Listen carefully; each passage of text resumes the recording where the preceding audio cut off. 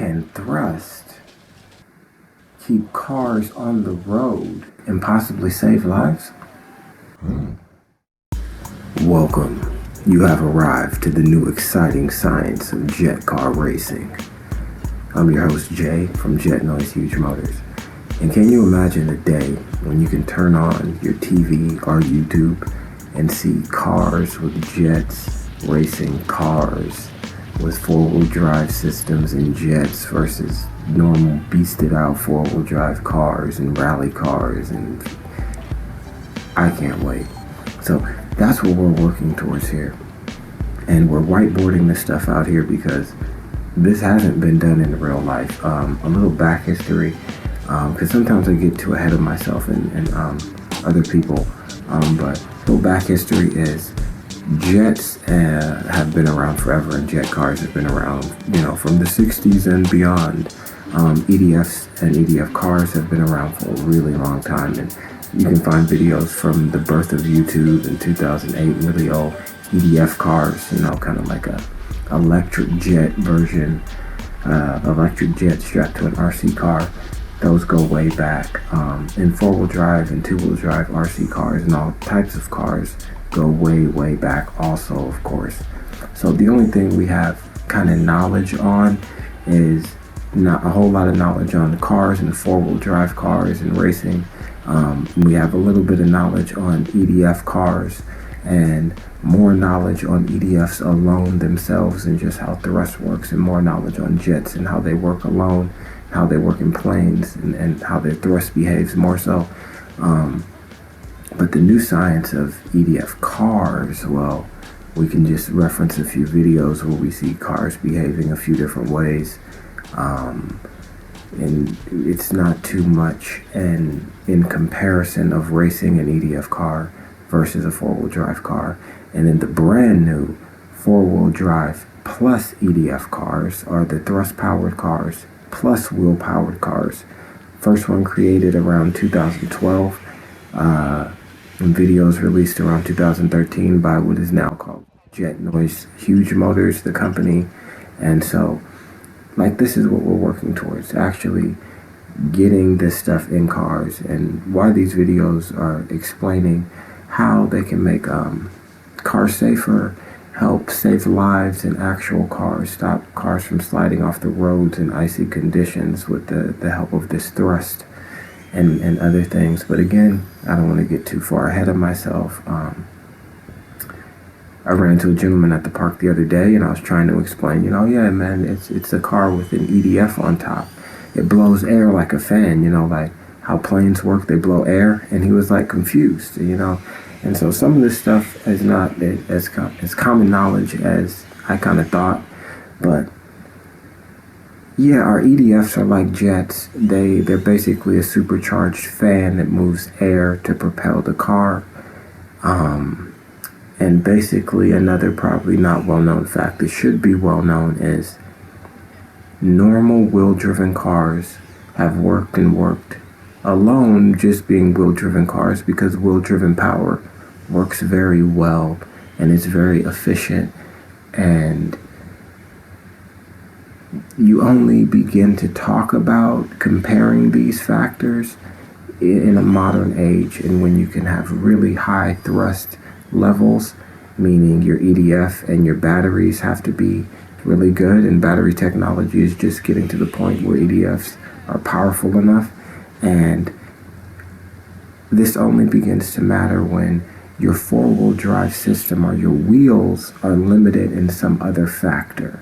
Okay, you make a car, you're trying to drag race it, it does a wheelie. You make it long and skinny like the shape of a drag car, it still wants to do a wheelie. You give it a wheelie bar and fat tires, and it still wants to do a wheelie, and you can't put down all this 6,000 horsepower to the ground. Well, what do you do then? Well, at that point, when your wheels are spinning out from too much power, or your power's making you do a wheelie, so you have to ease off of your power, and all those situations where your wheel power is maxed out and limited, this is where throwing an EDF on top of that four-wheel drive car can begin to make a difference. So I just wanted to get that out of the way and clear, kind of. But yeah, here we go in the braking and cornering video, and we're basically imagining all of the cars here are heading into this corner going 100 miles an hour, we're assuming. And what's going to happen? Well, the four-wheel drive car is going to shoot out in this initial early braking stage because it can brake the latest. It's the lightest. It can brake the latest. You can see why it's the lightest in the first videos and other things like that. But it's the lightest. It has a really low center of gravity. It can brake the latest, so it can stay maybe 100 miles an hour here, while this car will be, 99 in this car here, 97 or even slower. And as you approach in, so the four-wheel drive car would have the lead, but things would begin to change. And so basically this is the same thing, but if you were drifting it and trying to power slide, or if you were just trying to stay fast and, stick and go through it as fast as you could. Well, let's assume the four-wheel drive car is going 50. The EDF only car could be going about 45 because it has a higher center of gravity, and that might be holding it back slightly, just trying to stick and roll around a corner. The EDF and some of the weight might be up high, and the fact that the motor and the batteries in it might have to be a lot bigger and heavier. We're just going to assume it's slightly slower as it's rolling, trying to stick. The EDF four-wheel drive car, even heavier with the motor of the four-wheel drive system, so even slower, trying to stick around, rolling through a corner. But when you're talking about sideways, your four-wheel drive car loses speed because you're skidding the tires, and it's essentially like braking, and you're fighting through that as you power slide it. The EDF only car, you could start to see maybe a slight advantage here, because as you're sideways, you can push your car with the angle of your thrust. You get sideways like a hovercraft, you push yourself around these corners, and it's a completely different way of going around a corner, and completely different factors of what's going to limit your speed around that corner.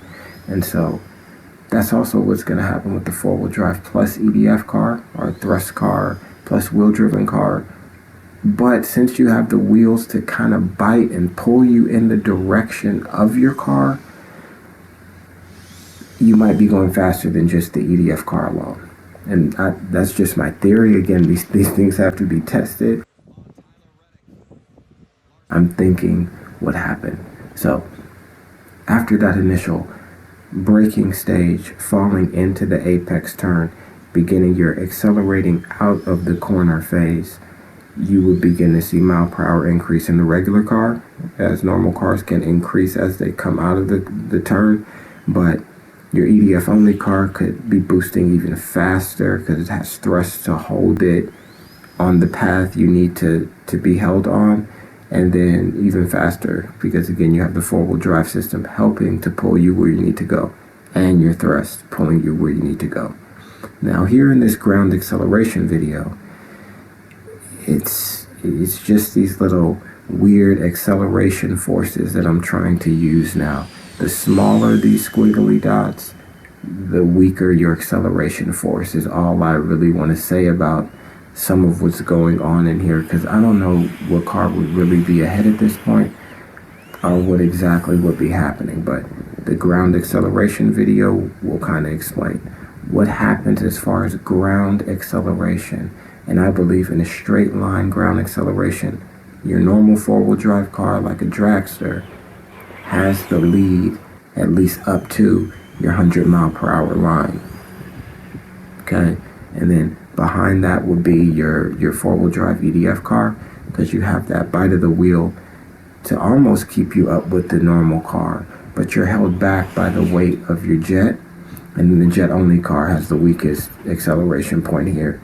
But as you get faster and faster, and the longer the straightaway is here, the more the jet begins to build up its speed.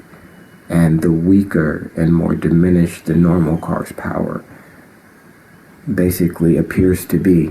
And basically the ground acceleration video explains that. Yes, but if the road was blue and icy, things would begin to be different, right? What's happening to my blue? Basically, I believe if the road was really iced over, the braking into the corner would be exactly the same. But your accelerating out would be drastically favored more for the thrust-powered and EDF vehicles. And so they will begin to spank in the race, basically. It's hard to imagine for long you would stay heading into the corner at the same speed if on the straightaways and things, your EDF vehicles begin to pull away so much. Last but not least, I don't think I should talk about thrust vectoring in this video just yet. We'll save thrust vectoring for another video, but thrust vectoring will completely change the braking into the corner aspects also. So, yep, peace. This is one of our EDF four-wheel drive cars, for anybody wondering. Let's try to make this possible science and actual reality and get these companies started and stuff like that. Peace.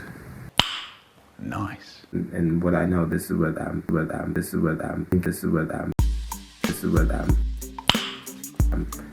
Nice.